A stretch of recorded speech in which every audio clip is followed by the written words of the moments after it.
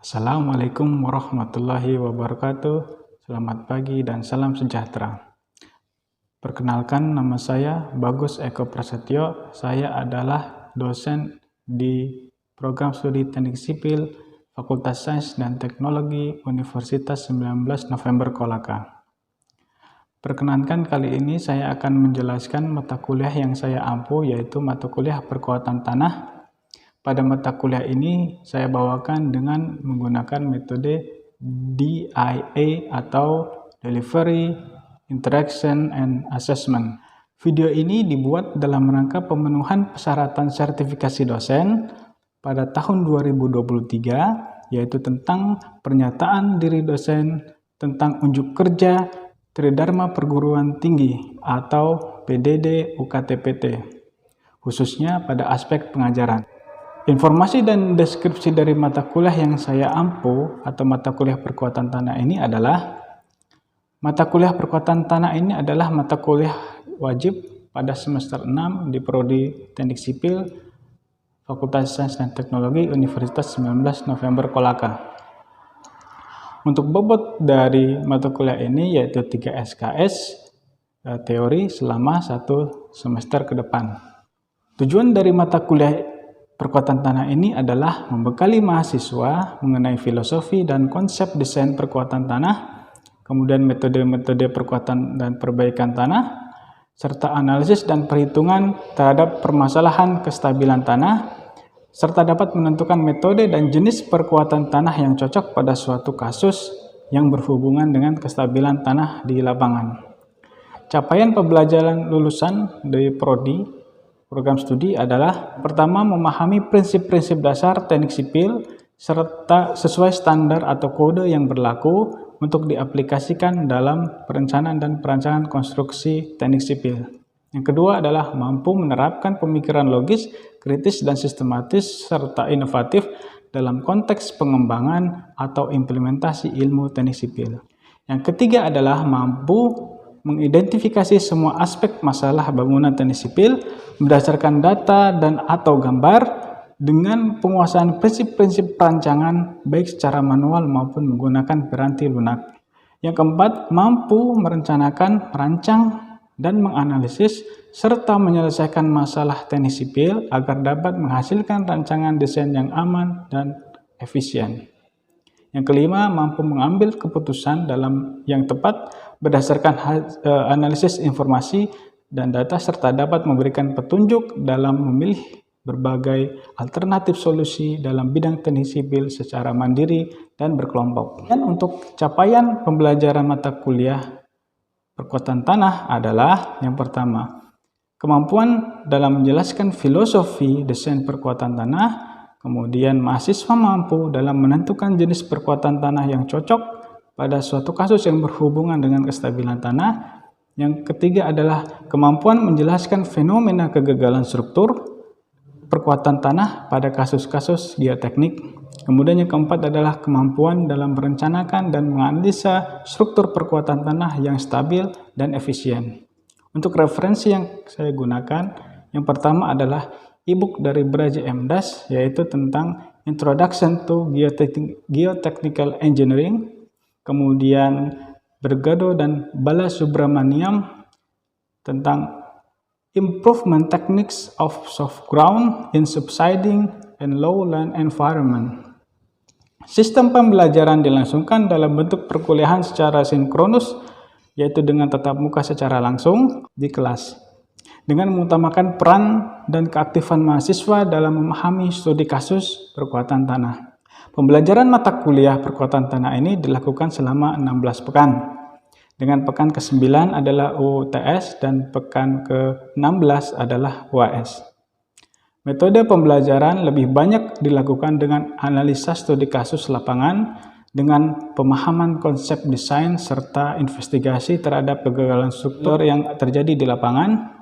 Kemudian serta pemilihan kriteria dan metode perkuatan tanah yang sesuai pada suatu lokasi dan kondisi topografi serta jenis tanah yang ada di lapangan, yang tujuan utamanya adalah memberikan nilai faktor keamanan yang maksimal dan juga desain yang sangat efisien. Kemudian evaluasi dari mata kuliah perkuatan tanah ini yaitu pertama asesmen atau kuis yang dilakukan pada setiap akhir pertemuan, kemudian pemberian tugas, kemudian pemberian UTS, dan juga terakhir adalah UAS.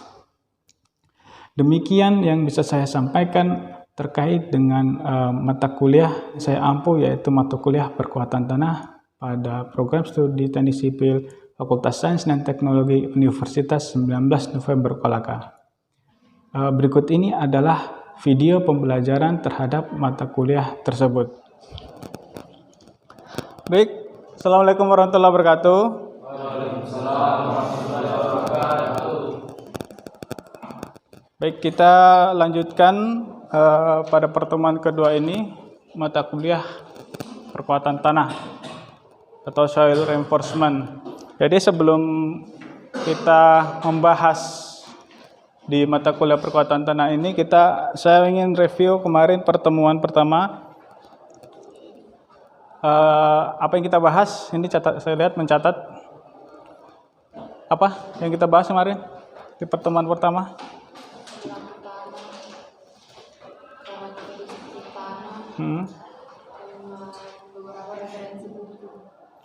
Beberapa referensi buku. Jadi itu perkenalannya.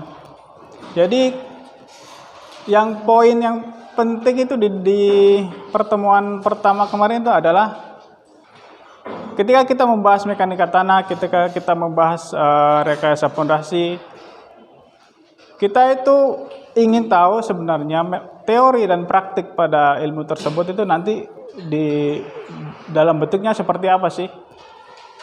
Itu adalah hal yang substansial atau hal yang paling penting sebenarnya. Karena itu nanti ujungnya dari sebuah desain. Kalau dari teknik sipil kita membangun jembatan, membangun struktur tanah, galian dalam, kemudian dinding penahan tanah, itu nanti ujungnya adalah situ, memberikan desain atau memberikan konstruksi yang aman dan efisien. Jadi adalah ujungnya dari sarjana teknik sipil nanti ke arah situ, kemampuan melakukan analisis seperti itu. Jadi di perkuatan tanah ini, yang di slide pertama ini kita langsung dihadapkan pada terminologis atau pengertian dua, yaitu soil improvement dan soil reinforcement. Jadi kalau kalian yang sudah baca slide yang saya berikan ini, coba baca apa yang dimaksud dengan soil improvement atau perbaikan tanah, apa yang dimaksud dengan soil reinforcement. Nah, yang pertama, soil improvement atau perbaikan tanah adalah upaya untuk meningkatkan stabilitas struktur tanah dan menaikkan bearing capacity. Nanti kita akan ketemu namanya bearing capacity tanah dan parameter tanah agar tanah menjadi lebih kuat. Salah satunya, salah berapanya lah. Misal dengan menggunakan preloading, cement mixing, grouting, PVD, vacuum, stone column. Nah, nanti kalian lihat ini, apa sih yang dimaksud dengan ini? Ini adalah implementasi dari ilmu geoteknik. Kasusnya seperti apa? Kemudian ada namanya soil reinforcement atau perkuatan tanah, yaitu upaya meningkatkan stabilitas struktur tanah dengan menambahkan struktur tambahan untuk menaikkan nilai faktor keamanan. Misal dengan menambahkan perkuatan ground angkur, ada soil nailing, ada retaining wall atau dinding penahan tanah. Nah, dari dua terminologi ini kalian bisa bedakan enggak? Apa sih ini namanya perbaikan tanah? Apa sih yang namanya perkuatan tanah? Apa yang supaya bisa kalau misalnya kalian membaca, ya pasti sedikitnya kebayang lah. Apa yang bedanya? Di sini, ya kan beda kan? Yang pertama perbaikan tanah. Tanahnya yang kita perbaiki kan? Meningkatkan stabilitas struktur tanah dengan menaikkan bearing capacity. Apa itu bearing capacity? Adalah daya dukung. Jadi tanah memiliki daya dukung tertentu untuk menopang sebuah struktur di atasnya kan. Dengan caranya, kalau misalnya ada tanah lunak, kita mau bikin bangunan di atasnya, misal 5.000 ton lah. Tanahnya lunak. Apa yang kita lakukan? Kan kalau sudah tahu lunak kan pasti tidak bisa menopang kan? Kita perbaiki tanahnya itu supaya dia bisa menopang. Dia memiliki apa? Daya dukung. Tanah itu memiliki daya dukung untuk menopang gedung di atasnya. Caranya yaitu kita naikkan bearing capacity-nya. Kita naikkan kemampuan daya dukungnya. Itu namanya perbaikan tanah. Jadi tanahnya yang kita perbaiki. Caranya dan parameter tanah agar tanah menjadi lebih kuat. Caranya dengan preloading. Ada namanya preloading, nanti saya sebut tampilkan. Kemudian ada namanya cement mixing, ada grouting, PVD, vakum, dan stone column. Kemudian soil reinforcement atau perkuatan tanah, bedanya dengan ini. Ini kita tingkatkan stabilitas struktur tanah dengan cara kita tambahkan struktur tambahan. Kalau dengan upaya di sini, misal ada tadi kembali ke tanah lunak. Kalau dengan tanah lunak kita tidak bisa perbaiki tanah lunaknya, tapi kita tidak bisa bangun di tempat lain. Memang harus di situ setnya. Bagaimana caranya? Ternyata kalau pakai improvement biayanya sangat mahal. Jadi kita tambahkan, mencoba dengan perkuatan tanah. Kita tambahkan struktur tambahan. Jadi kalau tanah lunaknya, kita tidak usah lihat tanah lunaknya karena itu memang kita tidak fokus di situ, tetapi kita tambahkan struktur tambahan. Kita misalnya pakai pondasi dalam. Jadi kita melewati tanah lunak itu, kita cari tanah keras, pondasinya nempel di situ. Misal seperti ini. Kalau ada tanah, ini toh tanah. Kemudian ini kedalamannya 15 meter, soft soil atau tanah lunak. Lunak sekali, kayak bubur lah, kayak lumpur. Ini mau bangun gedung di atasnya. Tapi asumsi perbaikan tanah itu sangat mahal. Kita tidak bisa perbaiki tanahnya ini, mahal sekali. Salah satu opsi yang lain adalah kita gunakan perkuatan tanah. Salah satunya dengan fondasi dalam. Jadi di sini kedalaman sampai 15 meter ada batuan atau tanah keras.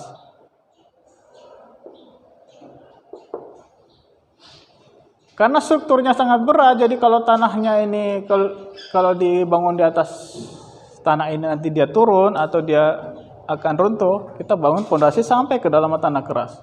Fondasi.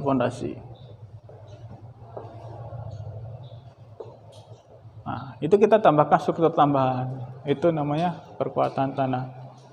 Jadi kita melewati soalnya. Jadi nanti ini gedung bertumpu di sini, ini bertumpu di sini. Jadi kita tidak bertumpu kepada tanah di sini. Kita abaikan. Kalau misalnya kita bangun pos jaga yang hanya satu lantai, ya kita pakai fondasi dangkal lah. Kita gali sedikit. Tidak mungkin kita pakai fondasi di dalamnya. Tapi kalau fondasinya strukturnya kita itu berat dan besar atau dan high rise building misalnya, kita harus gunakan fondasi sampai ke tanah keras, tidak bisa hanya fondasi dangkal.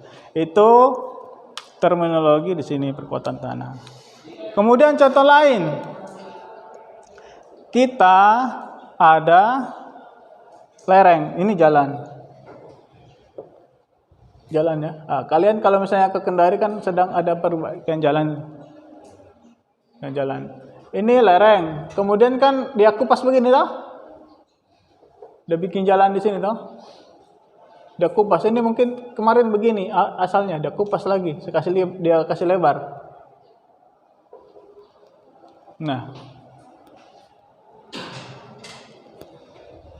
Setelah dihitung bahwa kemiringan ini kemiringan yang sangat tidak aman.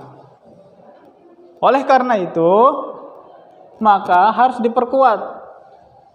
Misal kalau menggunakan perbaikan tanah, misal kita mau grouting segala macam, itu sangat tidak efisien karena harus dalam jumlah yang besar kalau mau efisien. Tapi kalau kita ganti pakai metode lain, pakai DPT, misal kita pakai dinding penahan tanah di sini.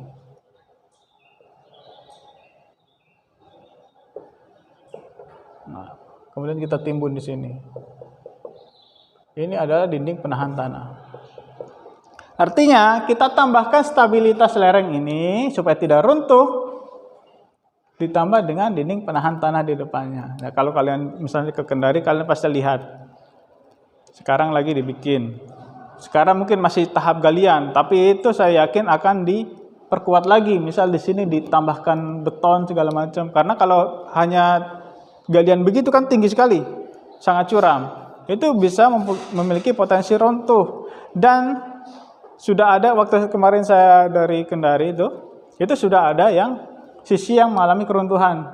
Mungkin karena waktu hujan, tekanan air pori naik sehingga dia menjadi runtuh. Apalagi kalau sudah selesai konstruksi. Kenapa? Karena kalau lereng yang paling berbahaya adalah jangka pendek atau jangka panjang.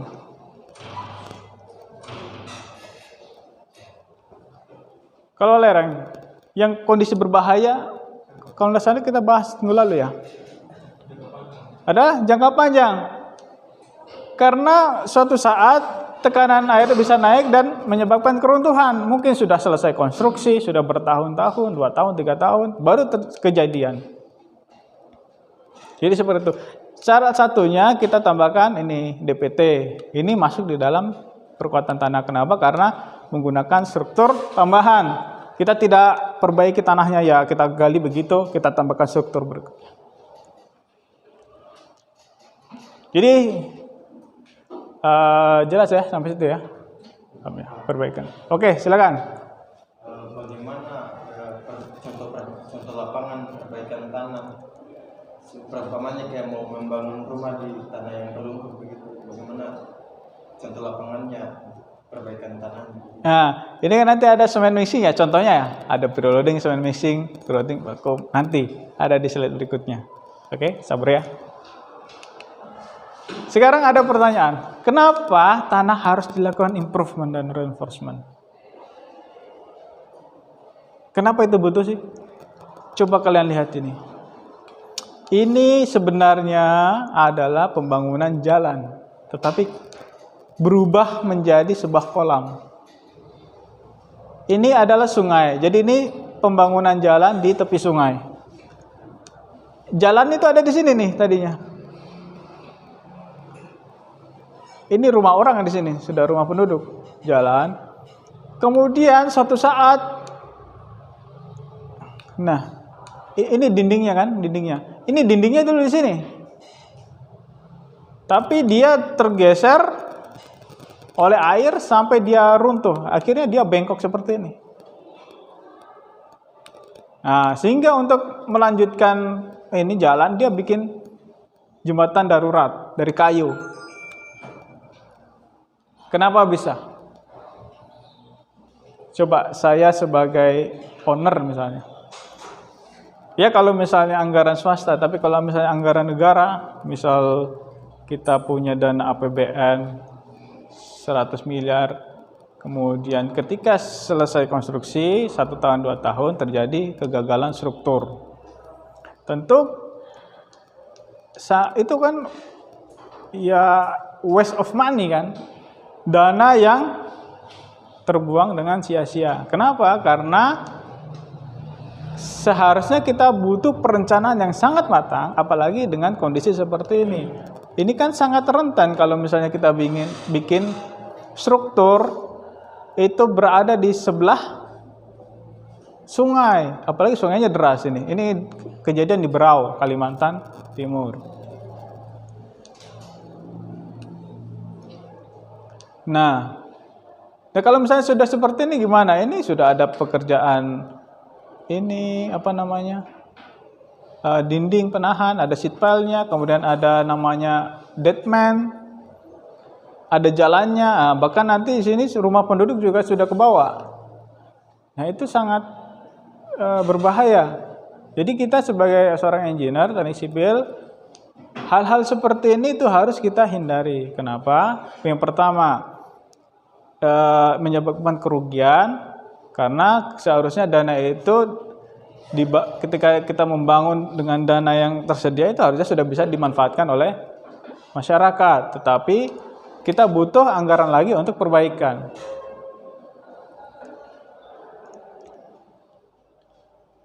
Nah, ini seperti ini. Ini kenapa sih bisa terjadi seperti ini, mekanismenya bagaimana ini? Ada yang bisa secara logika. Nah, ini kita bermain engineering, insting engineering kalian ya. Instingnya kalian dipakai. Kenapa bisa terjadi?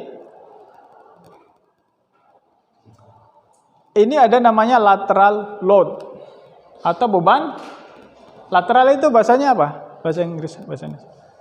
Lateral kan arah samping kan. Ini aksial dari atas, beban dari atas. Ada namanya lateral dari samping. Nah, ini beban akibat pasang surut. Jadi pasang surut, air surut. Ini kan sungai pasang surut. Surut dia terendam air, pasang terendam air, surut dia airnya habis. Ketika terjadi perubahan pasang surut, maka ini seperti ini ya. Nah, ini begini konstruksi jalannya nih. Ini jalannya, ini sungai. Ini pasang surut. Ini kan tanah ya, tanah timbunan. Jadi ketika pasang surut. Nah, ini terjadi pergerakan dari tanah ke samping. Dia mendorong dinding. Jadi dindingnya itu menjadi begini, bengkok. Nah, ini tanahnya tadinya jalannya di sini, jadi dia runtuh begini. Tidak bisa dipakai. Ini ada namanya lateral load atau beban samping kalau bahasa sederhananya, beban samping. Akhirnya tanah ini mendorong sheet pile, ini namanya sheet pile ya, ini dari dinding-dinding baja namanya sheet pile. Jadi dia mendorong ke arah sungai. Kenapa? Karena di sini ada pasang surut, jadi terjadi pemampatan. Nanti ada namanya konsolidasi sehingga terbawa. Nah, kenapa diperlukan perkuatan tanah? Salah satunya antisipasinya seperti ini. Dalam struktur tidak boleh ada kegagalan yang bersifat apalagi sampai menyebabkan kehilangannya jiwa ya, seperti itu. Ini juga, ini sebuah fenomena yang terjadi karena lateral load juga. Bisa disebabkan gempa atau getaran, atau bisa juga karena terjadi kenaikan intensitas curah hujan, sehingga menyebabkan terjadinya kegagalan seperti ini.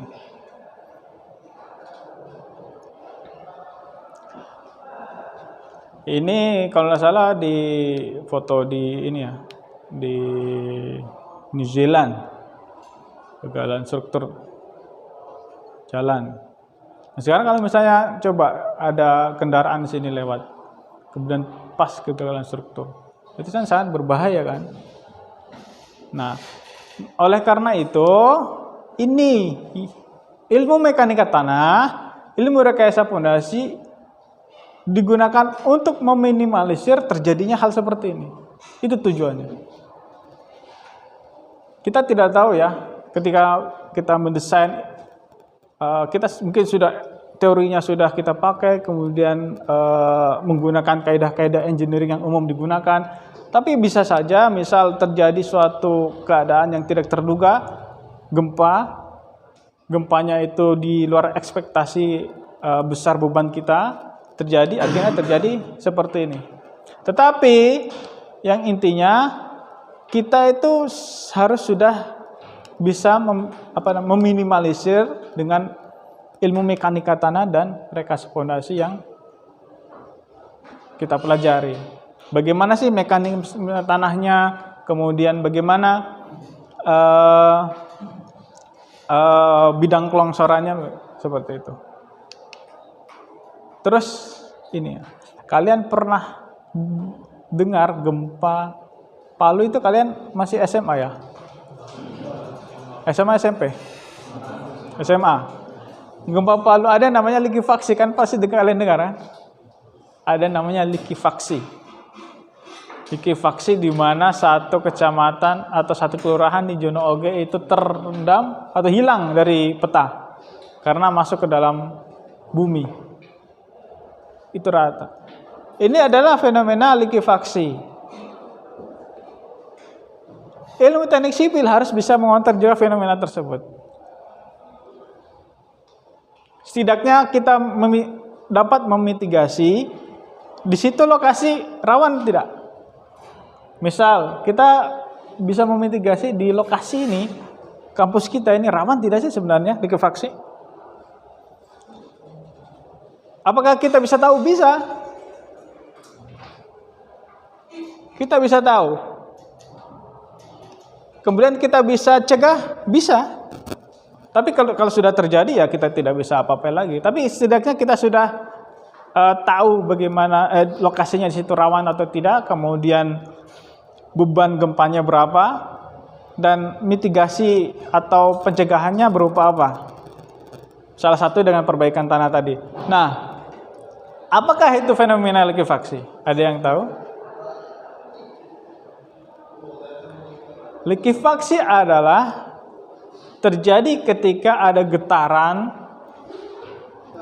tanahnya pasir, terendam air. Bisa menangkap? Kombinasi antara tanahnya pasir dalam kondisi loose atau tidak padat, terendam air tambah dengan getaran. Kalau kalian main di sungai atau di pantai gitu kan, kalian pernah main-mainkan ini kan, injak-injak itu, dia jadi bubur kan? Itu adalah fenomena likuifaksi. Kenapa ketika terjadi getaran atau gempa itu bisa terjadi? Jadi kalau misalnya tanah, setelah kita uji tanah di kampus kita, ternyata tanahnya 90% dari material sand yang tidak padat. Kemudian muka airnya sangat rendah. Misal di kampus kita tanahnya ini sand loose atau tanah pasir tidak padat. Kemudian muka air tanahnya jadi baru 2 meter atau 3 meter kita dapat muka air. Jadi sebenarnya terendam. Kita bisa pastikan di situ adalah rawan terhadap likuifaksi. Tinggal satu saja kan, getaran. Kalau ada getaran, ini rawan tapi tidak terjadi. Kenapa? Karena tidak ada getaran. Tapi kalau ada getaran, sangat rawan terjadi. Kenapa? Ketika getar, ini kan gini ya. Ketika getar, ini kan kalau pasir materialnya butir-butiran ya. Butiran-butiran. Ketika getar, ini butiran-butiran kan ini memadat mencari posisinya kan.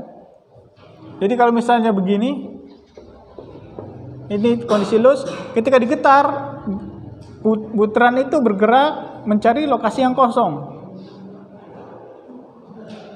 Masuk akal kan? Nah, ketika digetar, di sini kan ada air, muka air. Ketika tanah itu memadat, maka tekanan air di dalam menjadi besar. Akhirnya air kemana? Lari keluar kan? Seperti air mancur gitu kan? Kenapa? Karena tekanan di dalam sangat besar, air mau keluar ini. Karena tidak ada tempat keluarnya, pasti naik ke atas. Ketika naik ke atas, maka di sini jenuh air, sehingga menjadi bubur. Jadi kalau misalnya ada bangunan di sini, ya pasti masuk ke dalam karena terendam. Nah, itu adalah fenomena likuifaksi yang contohnya pasti kalian sudah pernah lihat di kejadian gempa Palu. Ada keruntuhan atau penurunan, saya bisa jadikan tugas akhir. Jadi kebayang kan, ketika nanti kalian tugas akhir, mau tugas akhir apa sudah kebayang. Seperti itu. Ada pertanyaan? Oke, silakan. Ini?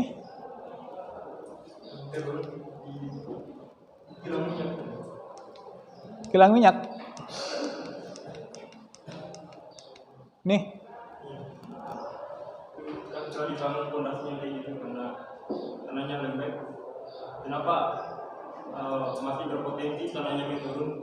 Padahal kalau dikasih pondasi yang tema beban bangunan bertumbuh pada tanahnya. Kenapa masih dia turun? Padahal ini sudah dikasih pondasi. Oke. Ini kan pondasinya gini ya. Ini kolom kan? Tahu kolom? Kolom ini nih, kolom. Tiang penyangga. Ini tiang penyangga dari baja. Tiang baja. Nah, pondasi ini hanya di sini saja. Kemudian di bawahnya ini ada tiang pancang ke bawah terus. Nah, di sini nih tidak ada pondasinya. Ini strukturnya ini ada tie beam atau pengikat, beton pengikat antara satu kolom sama kolom yang lain. Nah, sekarang kenapa di sini kok turun? Karena di sini ada timbunan. Kan gini. Gimana cara? Nah, saya gambarkan gini ya. Ini tiangnya. Yang ini. Ini tiang pancangnya.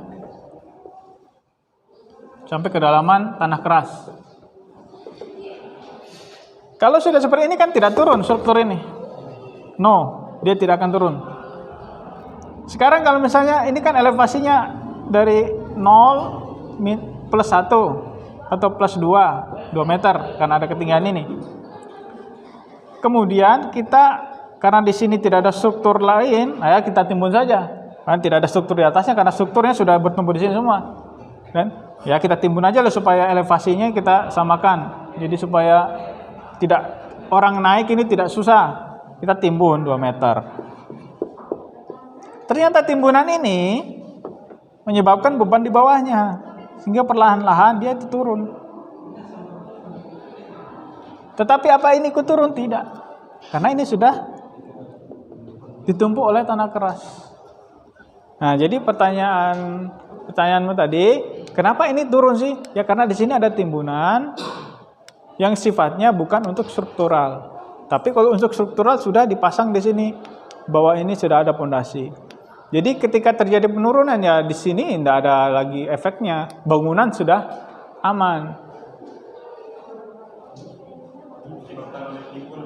Iya, timbunan pasti. Pasti kenapa turun? Karena ada beban. Sekarang tanahnya ada tanah lunak, tapi tidak ada bebannya, turun tidak? Tidak kan? Tapi kalau kamu berdiri di atasnya saja, baru 1 menit pasti berbekas sepatumu. Kenapa? Karena ada beban. Seperti itu. Jadi kalau tanpa beban tidak mungkin terjadi penurunan. Oke, ada lagi? Oke, saya bikin semacam assessment ya. Semacam kuis. Silakan ambil 1 lembar kertas. Ini saya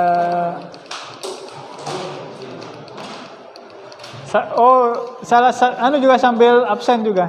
Catat absen. Jangan lupa, saya lupa kasih tahu.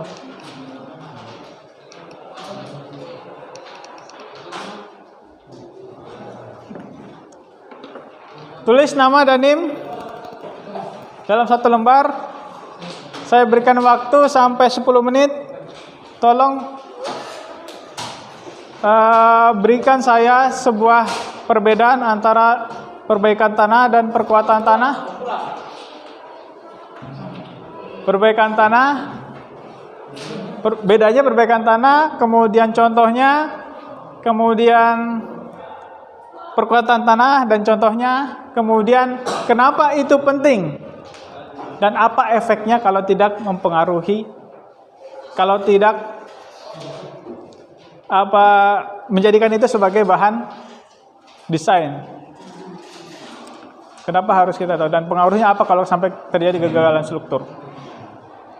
Oke, bahasanya bebas. Saya ingin tahu konsep berpikir kalian masuk tidak apa yang tadi saya sampaikan. Waktunya 10 menit. Demikian yang bisa saya sampaikan. Terima kasih. Assalamualaikum warahmatullahi wabarakatuh.